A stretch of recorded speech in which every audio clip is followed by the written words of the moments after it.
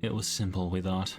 Take a few chromosomes, slice them up, put them over there, and hey, perfect human being. I'm still not sure what went wrong.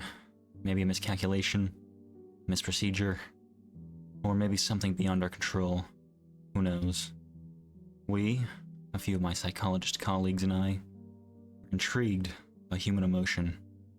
Anger, despair, euphoria. Was it possible to lock the mind into one emotion? To lock it into a euphoric state, so that no sadness or anger would ever cloud its thoughts? Theoretically, yes. I won't describe the procedures of our experiments to you, both because I wouldn't want you to repeat them, but also I fear I will go mad if I have to recount them. The terrible things we did. We were ambitious, youthful, nothing could stop us, and no one could tell us we were wrong. All I will tell you is that we got a hold of a few stem cells, nurtured them into fetuses, and tampered ever so slightly with the genetics. The experiment was called the Angel Man Project, and the goal was to create a being which felt only happiness. But something went wrong. Terribly wrong. Half of the test subjects died unexpectedly, without warning and without cause. The remaining half were mostly born hideously distorted. 3 were born well. Perfect, we thought. A human with mental capability beyond any other due to its locked, euphoric state. They were perfectly normal up to 18 months. That's when the first symptoms appeared. Lack of balance, trouble sleeping and eating, low responsiveness. We all panicked on the inside, of course, but on the outside, we remained calm and continued the project. We should have ended there. We should have taken those damn subjects and euthanized them, and burned them and closed the lab. But we continued. Things only got worse. The subjects' movements became increasingly sporadic, and they could still not utter words, although they could laugh, and did so often. Much too often. Not happy laughter, but quiet, almost nervous laughing, nearly constant. No matter how much pain was inflicted on the subject, it merely stared at you and laughed, as if it were mocking you, calling your attempts to harm it futile. We expected the subjects to have extra learning capabilities. Quite the opposite occurred. Their mental development was severely delayed. They couldn't pay attention to something for more than a few minutes before lapsing into a laughing fit. But we continued, hoping that these symptoms would clear up as the children got older. We gave a name to the symptoms. Happy Puppet Syndrome, because the mindless movements of the children made it seem like they were puppets on strings.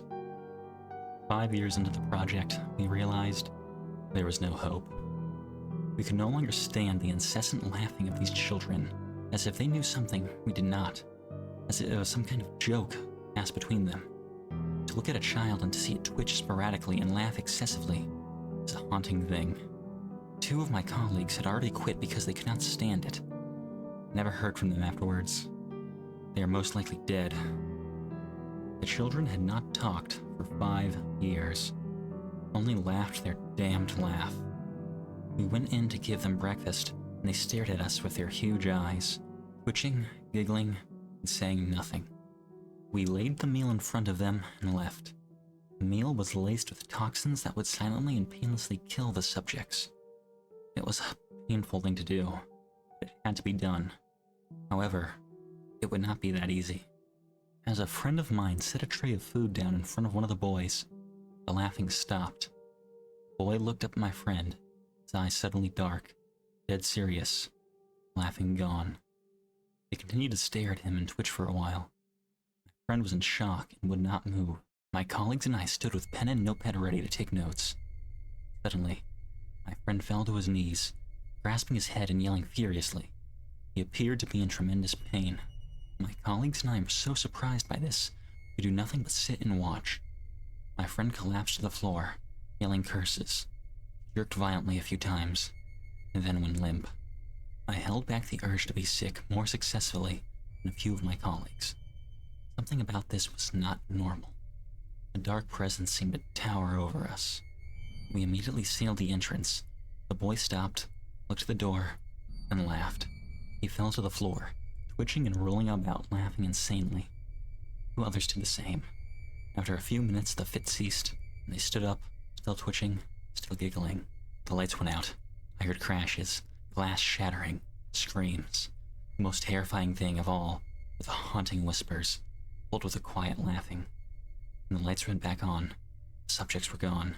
2 of my colleagues lay unconscious beside me, their bodies twisted at odd angles, blood trickling from their drooping mouths. First, they appeared to be dead. They showed no vital signs, but as I leaned in, I could hear them laughing, ever so slightly. I went over to examine my friend. No pulse, no breathing. He continued to laugh quietly. Although the subjects had gone, I still felt as if something were watching me. Something that was just at the edge of my vision, but that I would never be able to see. Me and 1 remaining colleague closed everything down immediately. Before leaving, we destroyed our research and locked and barricaded the lab.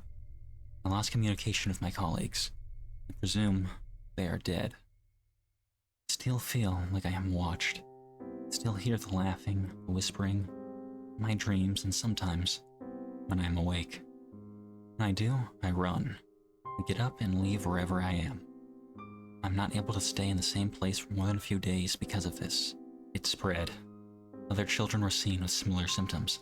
I have no idea how it spread. It shouldn't be something that spreads.